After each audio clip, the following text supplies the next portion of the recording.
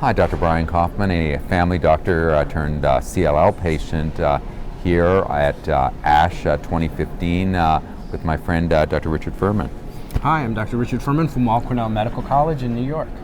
So, Dr. Furman, you've been involved in looking at the genetic makeup of CLL, and as a patient, I often wonder, what should I be doing? Help me explain to me about what a FISH is, what this next genomics, next generation sequencing is. I'm struggling on that. Is there a role for that? Is there a role for you as a researcher? Is there a role for me as a patient? Help me understand what's going on there. So there's been a tremendous explosion with what we call NGS, next generation sequencing, which really basically enables people to do high throughput sequencing where you can sequence an entire genome and look for 300, 400 genes simultaneously. So in the olden days, PCRs would be done with just one gene at a time, and it'd be impossible to look at a large number of genes. With what's called whole exome sequencing, or almost whole genome sequencing. So just stop there for exome versus genome. Can you explain what that is? Sure. So when we talk about the entire genome, that's the genome. When we talk about most of the genome is actually not transcribed. Most of our DNA is just filler. Okay. So the part of the DNA that's not filler but actually transcribed into RNA and then subsequently made into protein is actually what we call the exome. Okay.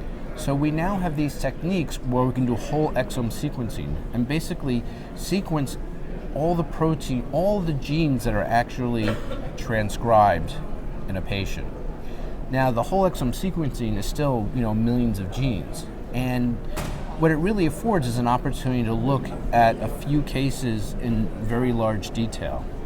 And through whole exome sequencing, we have found some very interesting things like the SF3B1 mutations, MYD88 and CLL, and all these mutations that are relatively low in incidence. And that we weren't really expecting to find until we took a look. Absolutely. And so we're able to find genes that occur in 1% to 2% of CLL patients, so very low frequency. And what's been sort of next is looking to see which genes really have an impact on how patients do.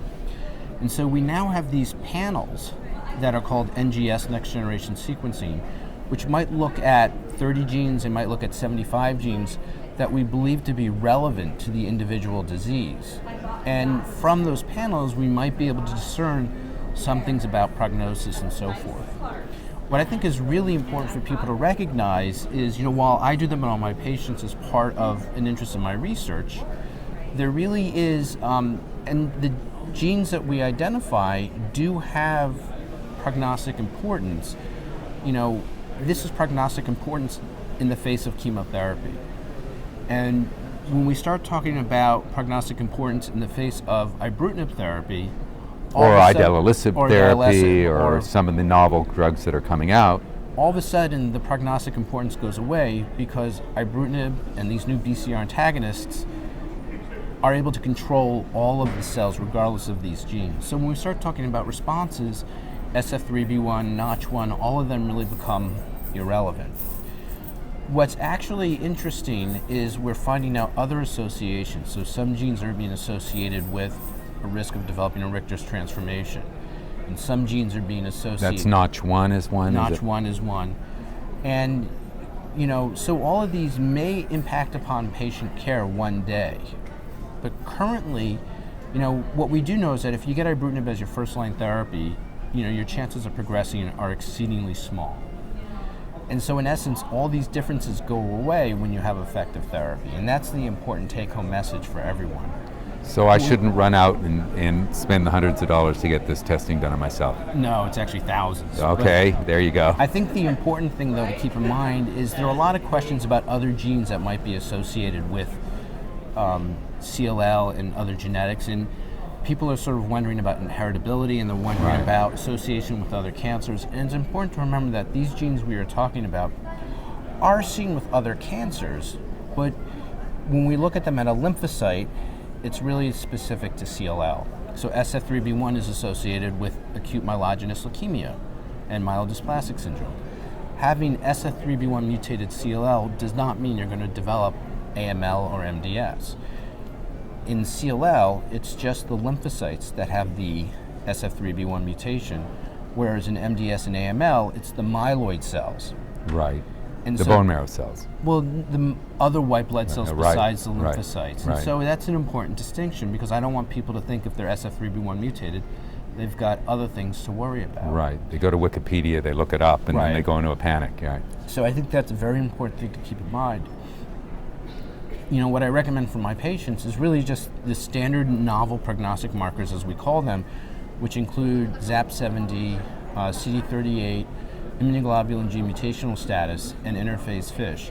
And I still believe clinically that interphase FISH is still the most useful marker that we have in terms of determining outcome.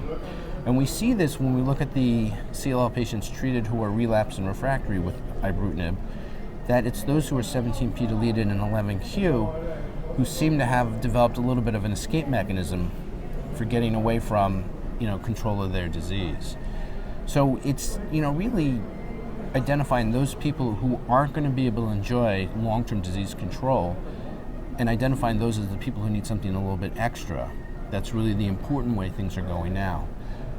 Even though we're talking about, these 17p deleted patients having a rate of progression on ibrutinib, I do like to emphasize that we're still talking about only, less than a third who progress.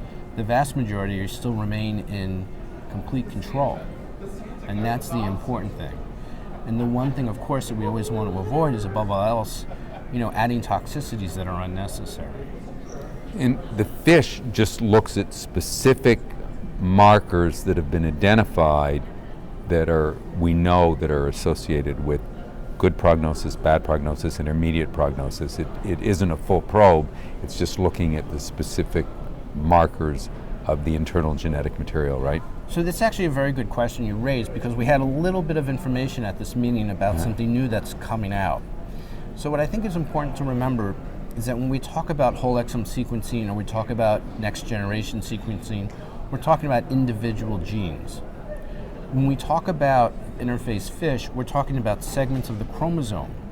So the typical interphase FISH panel for CLL patients will include looking at chromosome 12, 17, 11, and 13. And can identify 3 copies of 12, which is trisomy 12. Right. Identify missing the short arm of chromosome 17, and that's 17p deletion. Right. P for petite, yes. P for petite. Yeah. Deletions of 11q, and deletions of 13q, which sort of are 4 recognizable groups. Now, someone can have, a totally normal FISH panel, and we call it normal, but it really isn't normal. It really means none of the above. So if someone were to have 3 copies of chromosome 21, and you did a CLL FISH panel, since you're not looking for chromosome 21, you would miss the 3 copies. Right. So they're not normal, but they don't have any of the FISH ones that we're looking for. And so the important thing is FISH looks at the chromosome level for changes. Now, there's a new test coming out that's really called stimulated karyotype.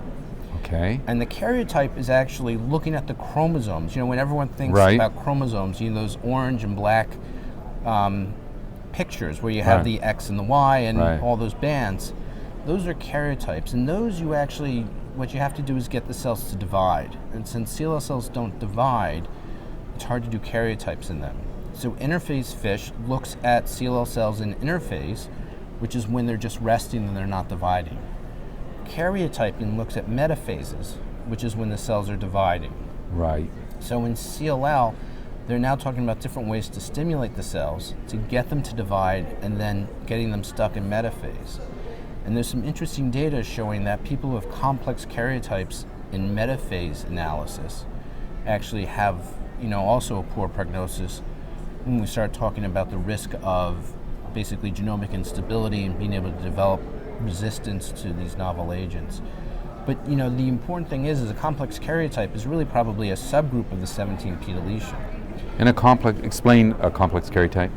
So when we talk about 17p deletion, we talk about cells that are missing the short arm of chromosome 17, which is the p53 gene, which really plays an important role in inducing apoptosis in CLL, in all cells. And if you're missing p53, your DNA could break and your cell wouldn't undergo suicide, which is what should normally happen. So when someone has a 17p deletion and the cell breaks its DNA, that's when you get the chances for these mutations to occur. Now, when we look at the vast majority of 17p deleted patients, most do well. By identifying the complex karyotype, which means seeing, basically, when you look at all 23 chromosomes through complex karyotyping, you'll see a couple of chromosomes that are misformed. You might, and it's not necessarily a specific feature. So you might find in one patient chromosome 6 and 7 mixed up, and it's not indicative of a gene on 6 and 7, but it's really identifies that your cell has the ability to survive with damaged DNA.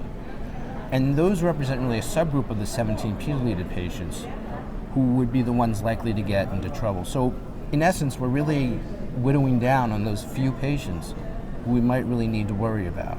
All right.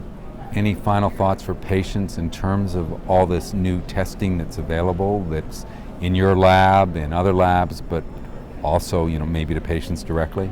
I think, it's important not to get crazy about the testing. Okay. I think, a lot of this testing gives us a lot of information that we may use in the future. But currently, right now, the most important thing is what's going to impact upon clinical management of patients. Right now, everything is pretty set where we do watch and wait and you initiate therapy. And based upon the Resonate-2 data that we now have and based upon our experiences with ibrutinib, upfront ibrutinib therapy should be the standard of care. And patients, by and large, will do exceedingly well. And the question is if later on we can identify those patients who might be those small group of patients that don't do exceedingly well, whether or not we should intervene earlier in them. And so these are things that are going to evolve over the next 5 to 10 years. The other thing that's going to evolve over the next 5 to 10 years is actually looking at MRD status. And MRD stands for minimal residual disease, and really is an assessment of how deep of a remission someone gets. We have found in, most of the data for MRD is developed in the chemotherapy era. So it's looking at 2 months post your last dose of FCR. And what's important to recognize is when you're going to have your deepest response after FCR.